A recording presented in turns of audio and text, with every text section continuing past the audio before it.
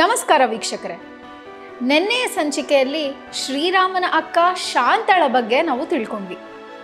ಇವತ್ತಿನ ಸಂಚಿಕೆಯಲ್ಲಿ ಋಷ್ಯಶೃಂಗ ಮುನಿಗಳಿಗೂ ಶ್ರೀರಾಮನ ಜನನಕ್ಕೂ ಏನು ಸಂಬಂಧ ಅಂತ ತಿಳ್ಕೊಳ್ಳೋಣ. ಅಯೋಧ್ಯೆ ಸಂಭ್ರಮ ಕಾರ್ಯಕ್ರಮಕ್ಕೆ ನಿಮ್ಮೆಲ್ಲರಿಗೂ ಸ್ವಾಗತ. ನಾನು ನಿಮ್ಮ ಸುರಭಿ.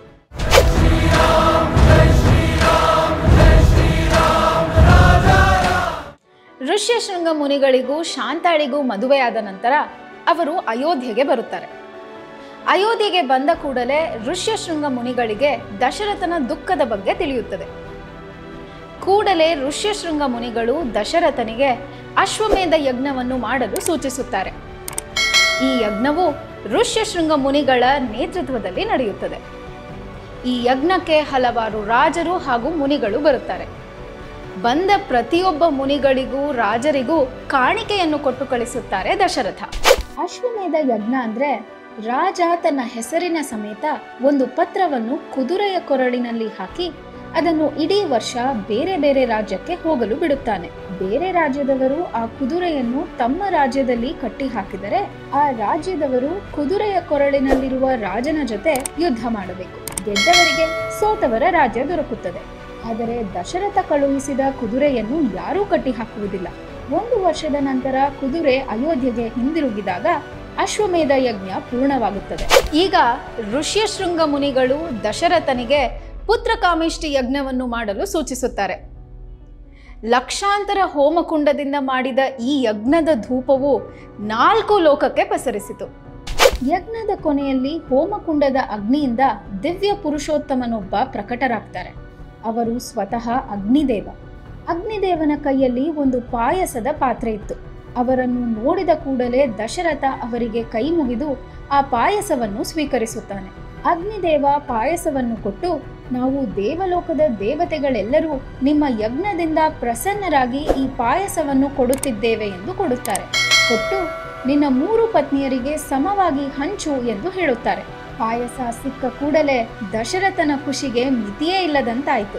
ದಶರಥ ಪಾಯಸವನ್ನು ಹಂಚುವಾಗ ಕೌಸಲ್ಯ ಹಾಗೂ ಸುಮಿತ್ರೆ ಅಲ್ಲಿಯೇ ಉಪಸ್ಥಿತರಿರ್ತಾರೆ. ಮೊದಲಿಗೆ ದಶರಥ ಪಾಯಸದ ಬಟ್ಟಲಿನ ಅರ್ಧ ಭಾಗವನ್ನು ಕೌಸಲ್ಯಗೆ ನೀಡುತ್ತಾರೆ. ನಂತರ ಸುಮಿತ್ರೆಗೆ ಕೊಡಲು ಹೋದಾಗ ಸುಮಿತ್ರೆ ಸ್ವೀಕರಿಸುವುದಿಲ್ಲ. ಏಕೆ ಎಂದು ಕೇಳಿದಾಗ ಸುಮಿತ್ರೆ, ನನಗೆ ಹುಟ್ಟುವ ಮಕ್ಕಳು ಕೌಸಲ್ಯ ಹಾಗೂ ಕೈಕೇಯಿಯ ಮಕ್ಕಳಿಗಿಂತ ಚಿಕ್ಕವರಾಗಿರಬೇಕು ಹಾಗೂ ನನ್ನ ಮಕ್ಕಳು ಅವರಿಗೆ ವಿಧೇಯನಾಗಿರಬೇಕು ಅಂತ ಹೇಳ್ತಾಳೆ. ಹಾಗಾಗಿ ಮೊದಲು ದಶರಥ ಪಾಯಸವನ್ನ ಕೌಸಲ್ಯಗೆ ಕೊಡ್ತಾನೆ, ನಂತರ ಕೈಕೇಯಿ, ಅದಾದ ನಂತರ ಸುಮಿತ್ರೆಗೆ ಕೊಡ್ತಾನೆ. ಆದರೆ ಬಟ್ಟಲಿನಲ್ಲಿ ಇನ್ನೂ ಸ್ವಲ್ಪ ಪಾಯಸ ಉಳಿದಿರುತ್ತೆ. ಅದನ್ನ ಮತ್ತೆ ಹೋಗಿ ಸುಮಿತ್ರೆಗೆ ನೀಡ್ತಾನೆ. ಪಾಯಸ ಕುಡಿದ ಕೆಲವೇ ದಿನಗಳಲ್ಲಿ 3 ಪತ್ನಿಯರು ಗರ್ಭಿಣಿಯರಾಗುತ್ತಾರೆ. ಆದರೆ ಎಲ್ಲಾ ಗರ್ಭಿಣಿಯರಂತೆ ಇವರಿಗೆ 9 ತಿಂಗಳಲ್ಲಿ ಮಕ್ಕಳಾಗುವುದಿಲ್ಲ. ಪಾಯಸ ಕುಡಿದ 1 ವರ್ಷದ ನಂತರ ಎಲ್ಲಾ ಗ್ರಹಗಳು ತಮ್ಮ ಉಚ್ಚ ಸ್ಥಾನದಲ್ಲಿದ್ದಾಗ ಚೈತ್ರ ಶುಕ್ಲ ನವಮಿಯ ದಿನ ಪುನರ್ವಸು ನಕ್ಷತ್ರದಲ್ಲಿ ಮೊದಲಿಗೆ ಕೌಸಲ್ಯಗೆ ಗಂಡು ಮಗು ಆಗುತ್ತದೆ. ಅವನೇ ನಮ್ಮ ಶ್ರೀರಾಮ.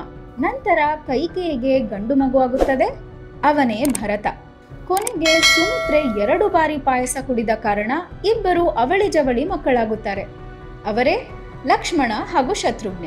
ಹಾಗೂ ಸುಮಿತ್ರೆಯ ಆಸೆಯಂತೆ ರಾಮನಿಗೆ ನೆರಳಾಗಿ ಲಕ್ಷ್ಮಣ ಹಾಗೂ ಭರತನಿಗೆ ನೆರಳಾಗಿ ಶತ್ರುಘ್ನ ಇರುತ್ತಾರೆ. ಹಾಗಾಗಿಯೇ ನಾವು 4 ಜನರ ಹೆಸರು ಹೇಳುವಾಗಲೂ ರಾಮ, ಲಕ್ಷ್ಮಣ, ಭರತ, ಶತ್ರುಘ್ನ ಎಂದು ಹೇಳುತ್ತೇವೆ. 4 ಮಕ್ಕಳು ಹುಟ್ಟಿದ ನಂತರ ದಶರಥ ವಸಿಷ್ಠ ಮಹರ್ಷಿಗಳನ್ನ ನಾಮಕರಣಕ್ಕೆ ಆಹ್ವಾನಿಸ್ತಾರೆ. ವಸಿಷ್ಠ ಮಹರ್ಷಿಗಳು ಕೌಸಲ್ಯ ಪುತ್ರನಿಗೆ ಶ್ರೀರಾಮ ಅಂತ ನಾಮಕರಣ ಮಾಡ್ತಾರೆ ಹಾಗೂ ಕೈಕೇಯಿಯ ಪುತ್ರನಿಗೆ ಭರತ ಅಂತಾನೋ, ಸುಮಿತ್ರೆಯ ಅವಳಿ ಜವಳಿ ಮಕ್ಕಳಿಗೆ ಲಕ್ಷ್ಮಣ ಹಾಗೂ ಶತ್ರುಘ್ನ ಅಂತ ನಾಮಕರಣ ಮಾಡ್ತಾರೆ. ಈಗ ಶ್ರೀರಾಮನಿಗೆ ರಾಮ ಎಂದು ಹೆಸರಿಡಕ್ಕೆ ಕಾರಣ ತಿಳಿದುಕೊಳ್ಳೋಣ. ರಾ ಹಾಗೂ ಮಾ 2 ಬೀಜಾಕ್ಷರಗಳು ಸೇರಿ ರಾಮ ಆಗುತ್ತದೆ. ರಾ ಅಂದ್ರೆ ಕ್ಲೇಶಗಳನ್ನು ತೊಡೆದು ಹಾಕು ಅಂತ ಅರ್ಥ. ಮಾ ಅಂದ್ರೆ ಅಮೃತತ್ವ, ಸಂತೋಷ ಅಂತ ಅರ್ಥ. ಹಾಗಾಗಿಯೇ ವಸಿಷ್ಠರು 2 ತತ್ವಗಳನ್ನು ಸೇರಿಟ್ಟ ಹೆಸರೇ ಶ್ರೀರಾಮ. ನೋಡಿದ್ರಲ್ಲ ವೀಕ್ಷಕರೇ, ಇವತ್ತಿನ ಸಂಚಿಕೆಯಲ್ಲಿ ಶ್ರೀರಾಮನ ಜನನಕ್ಕೂ ಋಷ್ಯಶೃಂಗ ಮುನಿಗಳಿಗೂ ಸಂಬಂಧ ಏನು ಅಂತ ತಿಳ್ಕೊಂಡ್ವಿ. ನಾಳೆಯ ಸಂಚಿಕೆಯಲ್ಲಿ ಶ್ರೀರಾಮನ ಜನನ ರಘುವಂಶದಲ್ಲಿಯೇ ಯಾಕಾಯ್ತು ಅಂತ ತಿಳ್ಕೊಳ್ಳೋಣ. ಈ ವಿಡಿಯೋ ಇಷ್ಟ ಆಗಿದ್ರೆ ಲೈಕ್, ಶೇರ್ ಹಾಗೂ ಸಬ್ಸ್ಕ್ರೈಬ್ ಮಾಡಿ. ಹೆಚ್ಚಿನ ಅಪ್ಡೇಟ್ಸ್ಗಳಿಗಾಗಿ ನಮ್ಮ ವೀಕ್ಷಾ ನ್ಯೂಸ್ ಚಾನೆಲ್ನ ಇನ್ಸ್ಟಾಗ್ರಾಮ್ ಹಾಗೂ ಫೇಸ್ಬುಕ್ ಅಕೌಂಟ್ನ ಫಾಲೋ ಮಾಡಿ. ನಾನು ನಿಮಗೆ ನಾಳೆಯ ಎಪಿಸೋಡ್ನಲ್ಲಿ ಸಿಗ್ತೀನಿ. ಜೈ ಶ್ರೀರಾಮ್.